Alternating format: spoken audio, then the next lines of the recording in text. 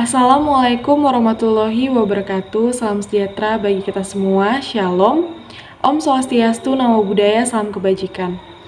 Pada kesempatan ini, saya Gracia Febnasdi Raelia Hulu dengan nomor induk mahasiswa C1C020053 dari kelas R009, Program Studi Akuntansi Fakultas Ekonomi dan Bisnis Universitas Jambi. Di kesempatan ini, saya akan mempresentasikan materi mengenai aspek keperlakuan pada perencanaan laba dan penganggaran. Video presentasi ini saya buat untuk memenuhi tugas dari mata kuliah akuntansi keperlakuan yang diampu oleh dosen pengampu Bapak Dr. Wirmi Eka Putra, SEMSI, CIQNR, CSRS. Langsung saja ke pembahasan yang pertama mengenai apa itu perencanaan laba dan penganggaran. Perencanaan laba adalah rencana kerja yang telah dipertimbangkan dengan cermat dan dijelaskan secara kuantitatif dalam hal laporan keuangan untuk jangka pendek dan jangka panjang. Perencanaan laba adalah proses perencanaan keuangan yang sangat penting bagi perusahaan. Dengan perencanaan laba, manajer keuangan dapat menentukan aktivitas perusahaan untuk mencapai target laba yang sudah ditentukan.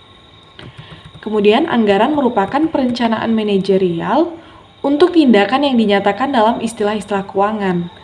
Anggaran merupakan perencana laba jangka pendek yang komprehensif, yang membuat tujuan dan target manajemen dilaksanakan.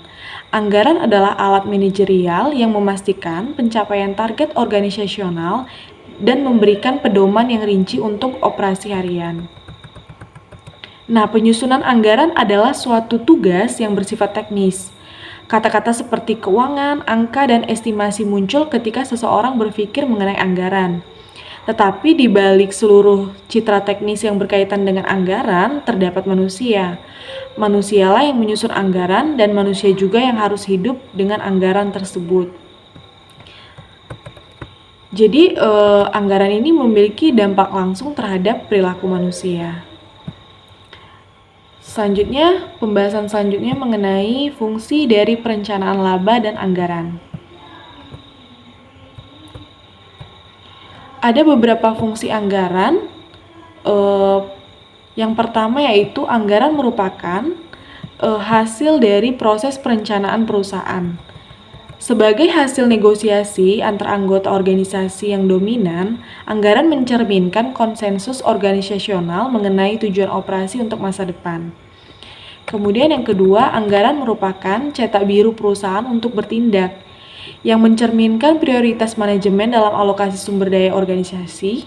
Anggaran menunjukkan bagaimana beragam subunit organisasi harus bekerja untuk mencapai tujuan perusahaan secara keseluruhan.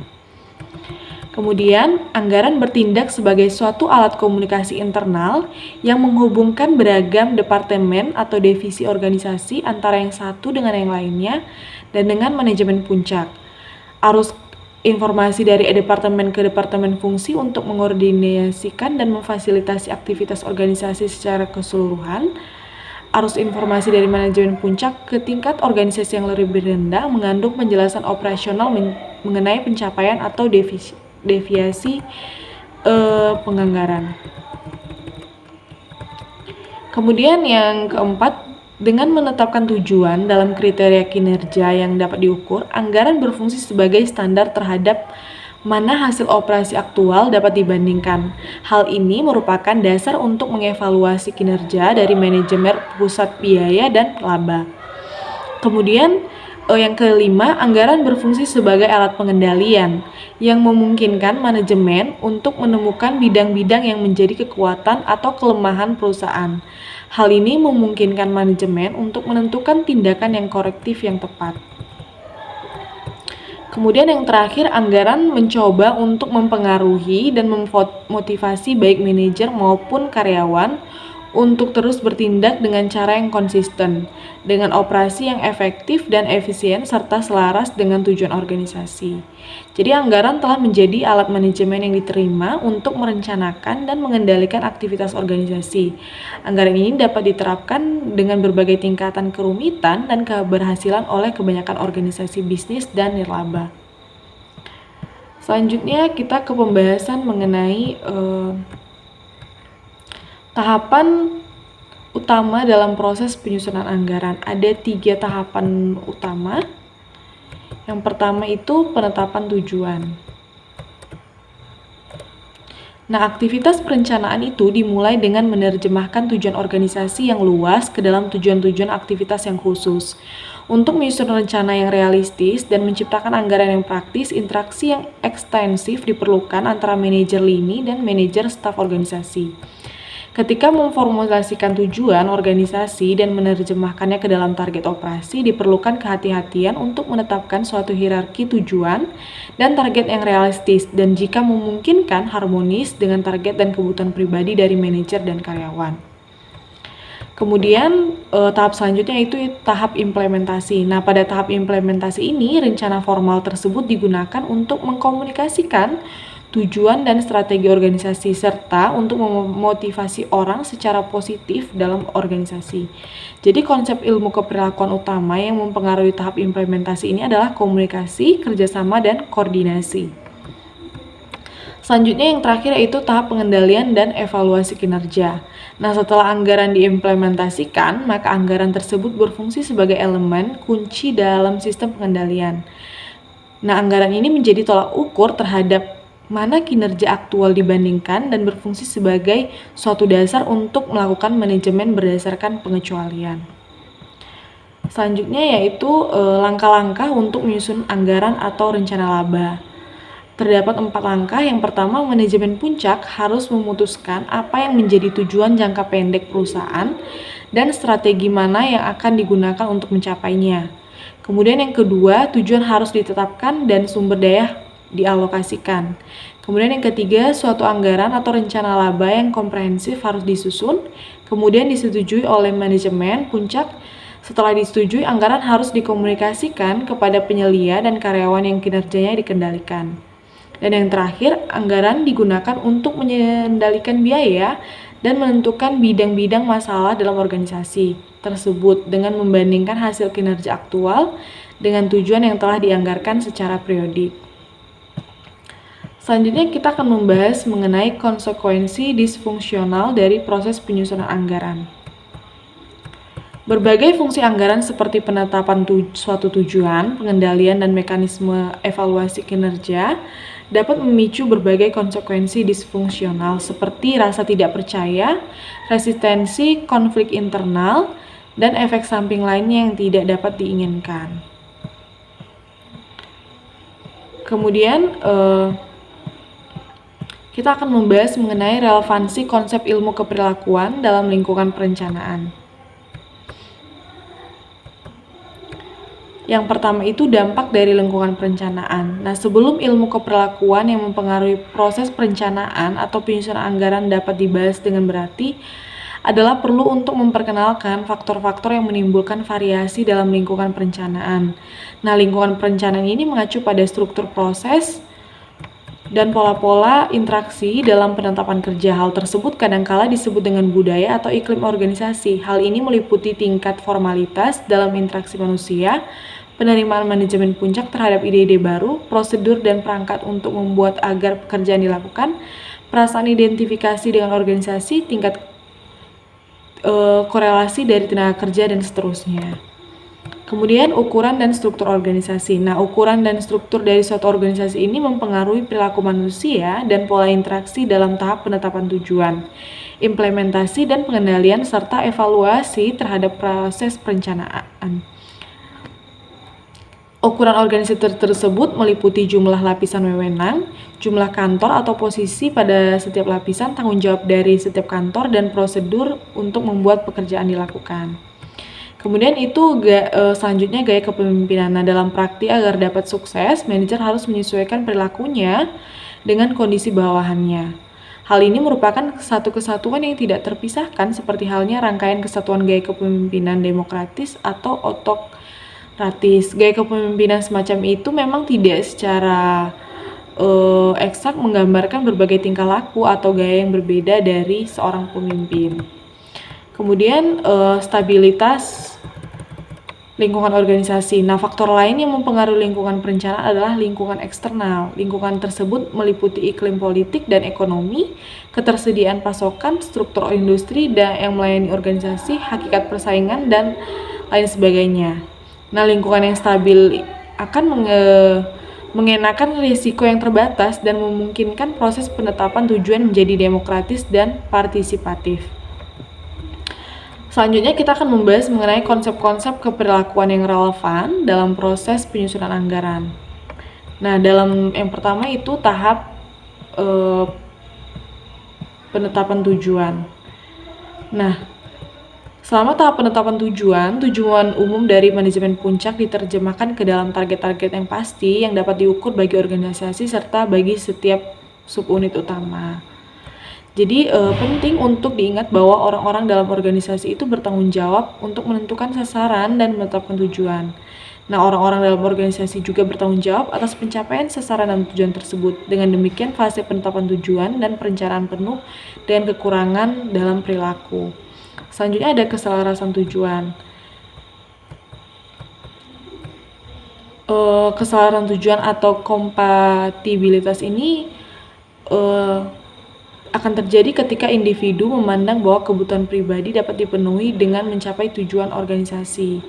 Nah, jika tujuan organisasi itu dipandang sebagai alat untuk mencapai tujuan pribadi atau untuk memenuhi kebutuhan pribadi, maka tujuan organisasi akan memotivasi karyawan untuk menyelesaikan tindakan yang diinginkan.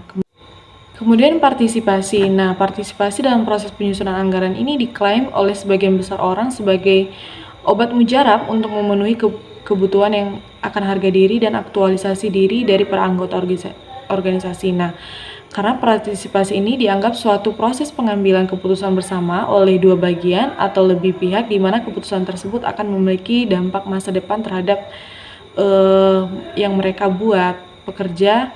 Dengan kata lain, pekerja dan manajer tingkat bawah memiliki suara dalam proses manajemen. Kemudian manfaat partisipasi.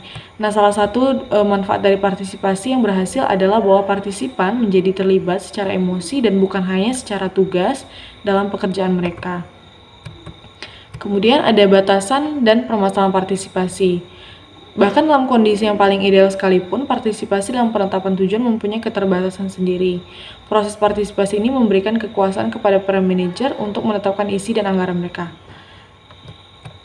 Nah, kekuasaan ini bisa digunakan dengan cara yang memiliki konsekuensi disfungsional bagi organisasi. Jadi intinya adalah bahwa anggaran yang terlalu ketat atau terlalu longgar atau yang disusun dengan stak yang berlebihan atau tanpa selek sama sekali dapat menciptakan tanggapan keperilakuan yang berlawanan dengan kepentingan perusahaan.